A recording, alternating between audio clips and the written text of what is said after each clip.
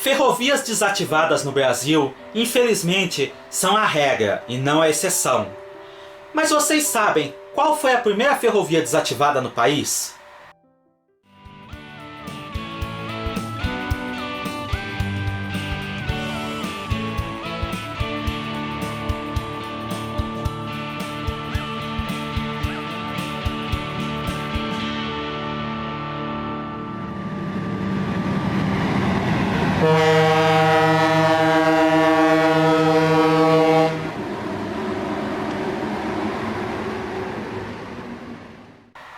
E aí pessoal, tudo bem?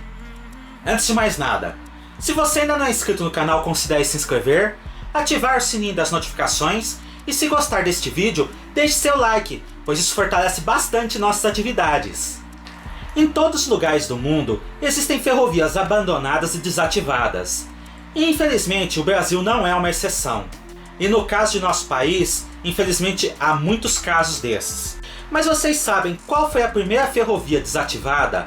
Ou qual foi o primeiro trecho ferroviário desativado em nosso país? A Estrada de Ferro Dom Pedro II, partindo do Rio de Janeiro, havia tido sua construção iniciada em 1858, e seu objetivo era claro: interligar as principais capitais da nação. Mas para que isso fosse possível, ela precisava atravessar um grande obstáculo: a Serra do Mar. Diversas outras ferrovias também estavam enfrentando dificuldades para avançar justamente por causa da Serra do Mar, que impedia que a construção das linhas fosse feita de maneira tranquila. De fato, a Estrada de Ferro Príncipe do Grã-Pará, que foi a primeira ferrovia do Brasil, estava utilizando-se de um sistema de cremalheiras para poder vencer a serra, o mesmo acontecendo com a Estrada de Ferro Teresópolis. E anos depois, a São Paulo Railway utilizaria do funicular para também vencer a serra. No entanto, os diretores da Estrada de Ferro Dom Pedro II não queriam nenhum tipo de artifício especial para vencer a serra, mas usando apenas a simples inclinação para poder atravessar os morros. Segundo eles, o uso de equipamentos especiais como funiculares e cremalheiras seria um gargalo para o crescimento da ferrovia. E essa era uma visão bem acertada. Por isso mesmo, a linha foi construída em simples aderência, utilizando-se de diversos cortes e túneis, sendo que o maior deles era localizado entre Mendes e Humberto Antunes, com 5 km de extensão e chamado Túnel Grande. Sua construção se iniciou em 1859 e se arrastou durante 7 anos. E nesse meio tempo, a linha ficou pronta, túnel abaixo e túnel acima, mas não podia ser utilizada justamente porque o túnel não estava pronto. Diante disso, a diretoria da Estrada de Ferro Dom Pedro II achou por bem construir uma linha provisória com inclinação mais acentuada, passando por sobre o túnel grande, e que seria eliminada quando este ficasse pronto. Essa linha tinha aproximadamente 7 km de extensão e era usada inicialmente apenas para o transporte de trens de serviço e trens de trabalhadores. Mas a partir de 1863 também começou a ser utilizada no transporte de cargas e passageiros, que embora não fosse inaugurado oficialmente, já começava a ser utilizado experimentalmente. No entanto, a inclinação da linha era muito forte para as pequenas locomotivas de então, que podiam trafegar com apenas 1 ou 2 vagões subindo e descendo aquela linha. A Dom Pedro II encomendou para a Baldwin locomotivas articuladas especiais, do tipo Flexibane, que foram desenvolvidas justamente para esse tipo de operação: trafegar com trens mais pesados, em velocidades menores, por linhas com grandes gradientes. Essas locomotivas chegaram no final de 1863 e operaram nessa linha até 1865, quando finalmente o Túnel Grande foi inaugurado.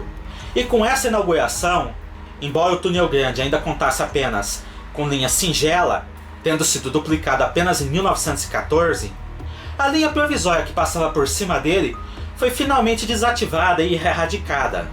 Embora ela já tivesse sido construída com este propósito de ser desativada assim que o Túnel Grande ficasse pronto, essa linha provisória teve a honra duvidosa de se tornar a primeira linha férrea brasileira desativada.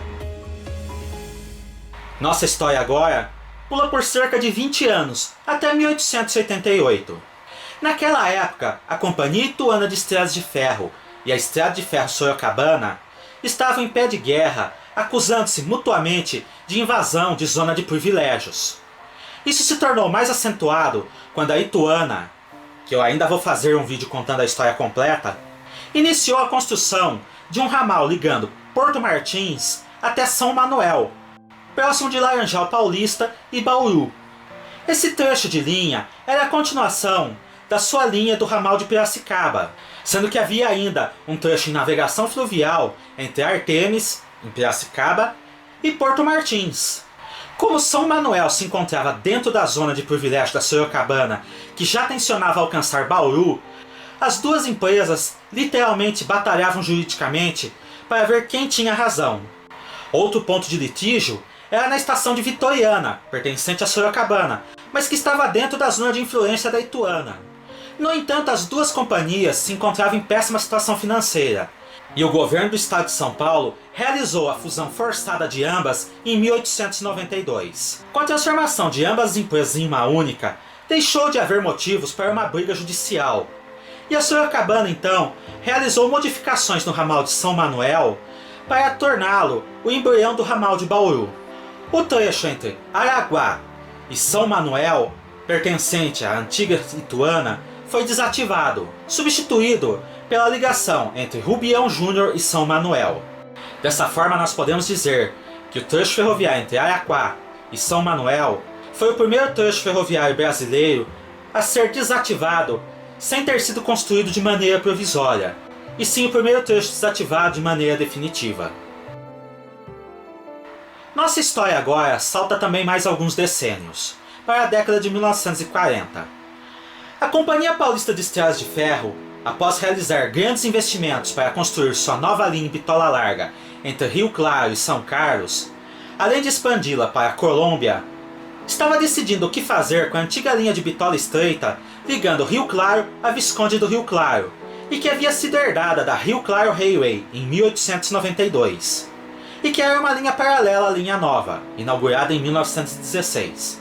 Essa história pode ser vista com muito mais detalhes em nosso Ferro História episódio 17, que eu vou deixar aqui no card. Como a linha entre Rio Claro e Visconde do Rio Claro via Analândia em bitola métrica era muito mais sinuosa e com uma inclinação muito pior, e a linha de bitola larga era muito melhor construída e era já eletrificada, não se justificava as duas operarem juntas. Por isso mesmo, em 1941, a Paulista decidiu erradicar o trecho entre Analândia e Visconde do Rio Claro, tendo sido esse, aparentemente, o segundo trecho ferroviário brasileiro desativado sem ter sido realmente substituído por uma variante. Mas até agora, eu só falei de uma linha provisória e dois pequenos trechos de ramais que foram substituídos por vias através de outros caminhos. Você sabe qual foi realmente o primeiro ramal ferroviário completamente erradicado no Brasil? Trata-se da linha Areal São José do Vale do Rio Preto, no Rio de Janeiro. A história dessa linha começa em 1886, quando foi aberta pela Estrada de Ferro Príncipe do Grã-Pará, que tinha em sua linha tronco o primeiro trecho ferroviário aberto no Brasil, entre Guia do Pacoaraíba e Raiz da Serra. Essa linha, passando pelo Vale do Rio Preto, no Rio de Janeiro, deveria seguir até Além Paraíba. No entanto, pelo que se diz, a empresa desistiu disso devido a um grande paredão de pedras que não tinha como ser contornado na época, naquela região.